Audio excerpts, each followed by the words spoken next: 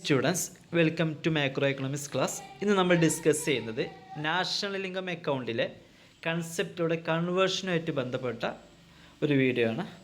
ഇതിൽ നമ്മൾ സാധാരണഗതിയിൽ ഒരു കൺഫ്യൂഷൻ ഉണ്ടാകുന്നൊരു ഭാഗമാണ് GDP, GNP, NNP, NNP-MP, NNP-FC ഇത് തമ്മിലുള്ള ഡിഫറൻസ് എന്താണെന്നുള്ളത്.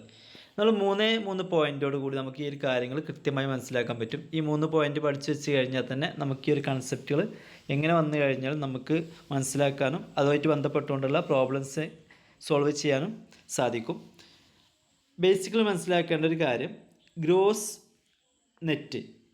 നെറ്റും തമ്മിലുള്ള വ്യത്യാസം എന്ന് പറയുന്നത് ഡിപ്രീഷിയേഷനാണ്.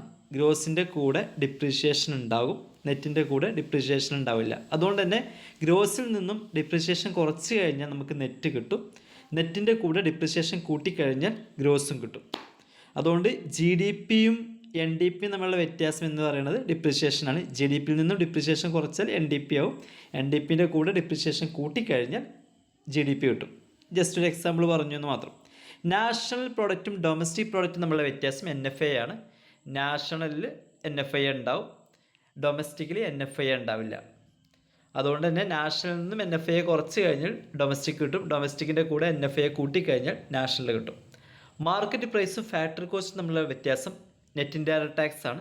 മാർക്കറ്റ് പ്രൈസിൽ ടാക്സ് ഉണ്ടാവും, ഫാക്ടറി കോസ്റ്റിൽ ടാക്സ് ഉണ്ടാവില്ല. അതുകൊണ്ട് തന്നെ മാർക്കറ്റ് പ്രൈസിൽ നിന്നും ടാക്സ് കുറച്ച് കഴിഞ്ഞാൽ ഫാക്ടറി കോസ്റ്റ് കൂട്ടും, ഫാക്ടറി കോസ്റ്റിൻ്റെ കൂടെ ടാക്സ് കൂട്ടിക്കഴിഞ്ഞാൽ മാർക്കറ്റ് പ്രൈസും കിട്ടുന്നുണ്ടാവും.